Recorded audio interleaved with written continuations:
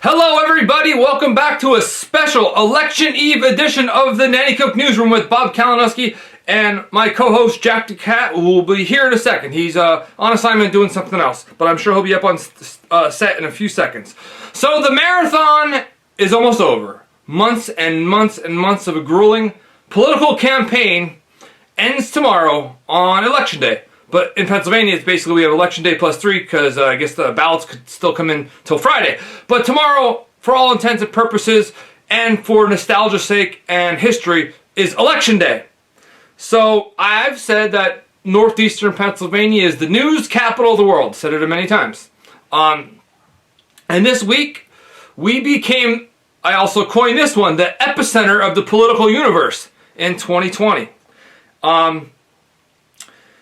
Donald Trump, the president, had a last-minute rally today at the Wilkes-Barre-Scranton International Airport in Avoca, and Democratic vice presidential candidate Kamala Harris was also in town at an event in Jenkins Township.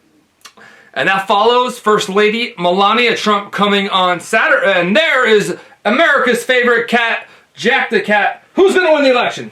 Let him know. Anyways, that followed Melania Trump's visit on Saturday to Hollenbach Township in Luzerne County. Eric Trump made an unannounced visit to a Wilkes-Barre Trump rally organized by a bunch of bikers on Sunday.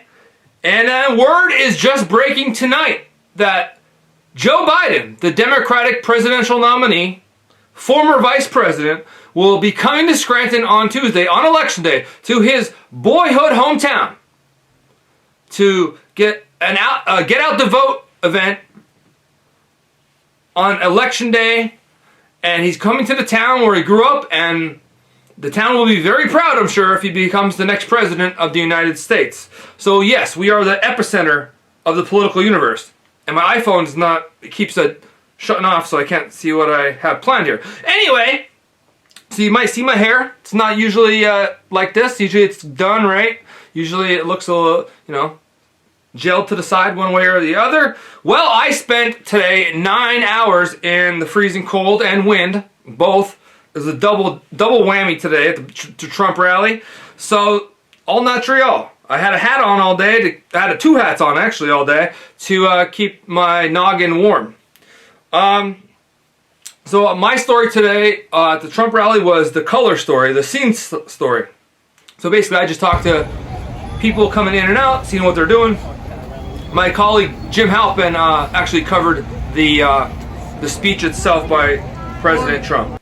So before I go further in the Nanticoke Newsroom, I deserve a drink for that. That was like 9 hours worth. This is my first one. 9 hours in the freezing cold. This will help warm me up. So I want to show you some behind-the-scenes things that you don't always see on TV, or even in my news coverage at the Citizen's Voice, or even if you're watching live. This is a perspective from a reporter who has access, and I just want to show you a couple things, 2 quick things. This is the introduction of Donald Trump. His trademark is to come out to the God Bless the USA song by Lee Greenwood. I'm going to show you that. And then after that, I just want to show you what it looks like from my perspective when, and the media's perspective, the fake news' perspective, when he gives his closing Make America Great Again. The 45th President of the United States of America, President Donald J. Trump!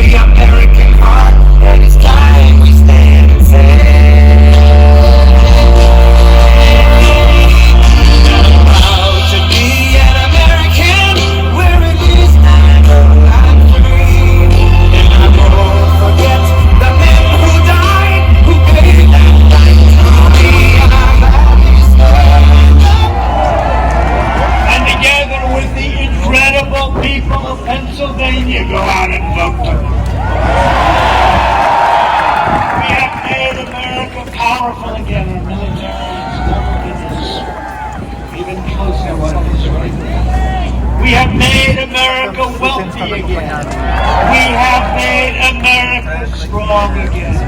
We have made America proud again. We have made America safe again. And we will make America great again. Thank you, President. Okay, well, I said yesterday I wanted to make campaign coverage great again, and I always want to do better than the last time, and I hope I did. Here's just two of the interviews I did real quick. Just some comments from some of the voters I saw today. It's like a rock concert. It really is. There's no more energy anywhere else in the world right now than right here. And we're in Trump country, right? Are we in Trump country here? Yes, we are. Yeah. Right, we're in Trump country. So during the rally, I decided to take a panoramic pic of the crowd and the event, and it takes a steady hand to do that, and a little level. You have to be level when you're doing it. So this is the panoramic pic I took of the rally in Avoca. But I honestly think, even though that's a decent pic, a good pic, this was the picture of the day, at least on my iPhone. This is a photo of a guy who works for, I think it's called Right Side Broadcasting or something like that. And I don't know what this dress is supposed to mean, what's the symbolism of it, but it was a guy dressed like a brick wall. His suit literally was a brick wall. And he was standing right up next to one of our favorite local reporters, Andy Mahalchik. They shared riser space at the Trump rally, the guy with the brick wall thing. And Jack, what are you looking for? He's usually laying down. He must be spunky today. So here's some miscellaneous things that about the Trump rally today. Thousands of people had to come to the rally by bus. They were parked at Montage Mountain, and they came by bus and bus and bus and bus. So that takes a lot of extra effort. If it was a rally at the arena, they could just park, and he knocked the American flag down again. That's like the second or third time. Jack, that's not good. Knocking down the American flag. So anyway, he caught me off my game there. But yeah, usually you go to a rally, you could park in the parking lot, walk right to the rally. These thousands and thousands of people had to be bused there from Montage Mountain. So the crowd, I've heard tons of estimates. We all in the media agreed to say thousands because we don't really have a good method of counting, and you don't want to be wrong, so just say thousands. I think today, some people are saying 5, 6. I'm thinking 8, 10, but I could be wrong. I just know I tried to count the box right behind Trump tonight, and while I was there, and I think easy 1,000 behind there. It's, a lot of times things are deceiving. There's more people that can fit in one spot than you think, but who knows? As you can see, I was wearing a patriotic mask, and during the event, I said, I'm not going to unmask the mask maker, but I am going to unmask the mask maker now. So thank you to Joanne Garrity from Jerry's Market for making this beautiful mask for me. Patriotic mask, as you know, I'm patriotic, so it was a perfect fit. More ways than one, right? Perfect fit, because it did fit snug on my ears. Tomorrow is going to be my Super Bowl. The election day is always my Super Bowl. I love it. And I'm going to be covering how the presidential race shapes up in Luzerne County. So that was the Donald J. Trump event today.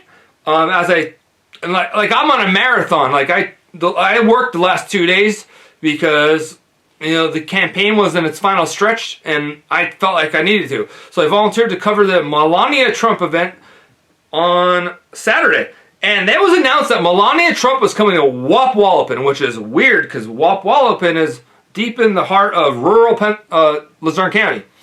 But even, there's like 6 or 7 towns that comprise Wapwallopin. It's a zip code. So then I learned the venue, the Whitewoods in Hollenbach Township, Luzerne County. I'm 39 years old. I've worked at the Citizen's Voice for almost 18 years as a reporter.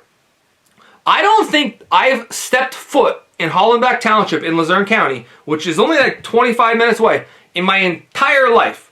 And then the First Lady of the United States comes to Hollenbeck Township 2 days before the biggest election of our lifetime. Crazy, right? So it was, like I said, this place, Whitewoods, is a wedding venue in basically in the forest of Hollenbeck Township, deep in rural Luzerne County. And Melania spoke to like 200 supporters at invite-only event. And then after the event, I started seeing some of the pictures people were posting, including from my photographer, one of our photographers, and Melania standing in front of a sign that says "Wop Wallopin" is just out of this world. That's how crazy 2020 is and this election was. Here's a photo that I sent my sister. I didn't tell her I was going to a Melania Trump event. And it was a state police handler having his dog inspect my car for bombs, drugs, whatever, I'm sure. And my sister responds, "Oh my God, did you hit a dog?" So that wouldn't be good. I'd never be able to keep Jack if I hit a dog. But no, I'm like, no, they were sniffing my car. And I'm like, then he jumped on my hood and I'm like, oh my God, is there something in there? But we passed with flying colors and got in the event.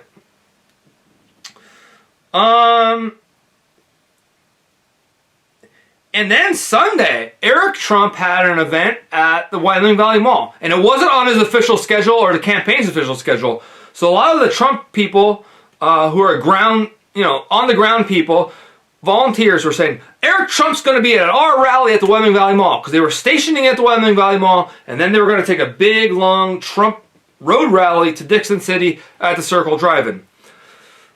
I wasn't sure if they really was going to show up, but they said, I promise you he's going to show up. So I show up, and then Eric Trump obviously showed up, and then there was like 500, 600, 700, I don't know, people in the mall parking lot, and he delivered a speech to them, and then he was off to Carbondale to do an official event for the campaign. And I just wanted to show you a video from the mall parking lot before they went on their road rally. They really jammed up traffic in Wilkes-Barre Township around the mall that morning.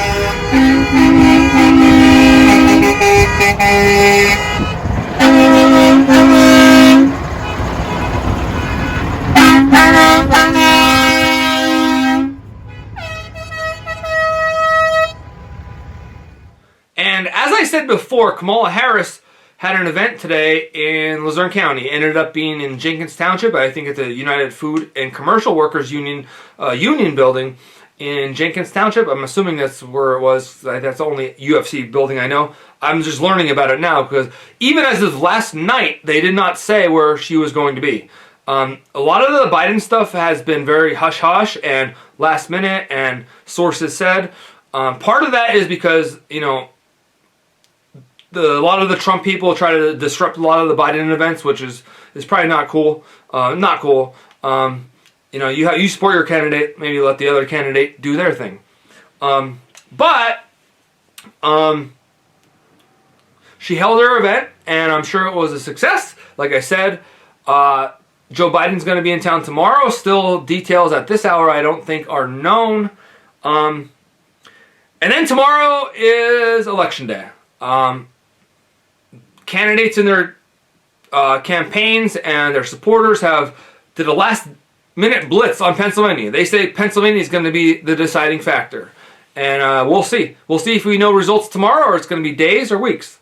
I'm sure it's going to be exciting for a lot of political junkies like me. All I know is this election has fractured our country. People that used to be friends with each other are not friends anymore, and it got a little ugly. And I just hope that from truth, justice, peace, in the Nanticoke way, we could all come together after this election no matter what happens. Because I don't think any of us knows what's going to happen tomorrow. But let's all get through it together, and hopefully it remains peaceful, calm, and no matter what happens, there's a peaceful transition of continuation of the current presidency or a peaceful transition of power to the new president. So, signing off without my co-host, he might have went and had a little snack downstairs and didn't tell me that there was. But here we go. And I'm still going to let Anna close the show. Stay safe out there.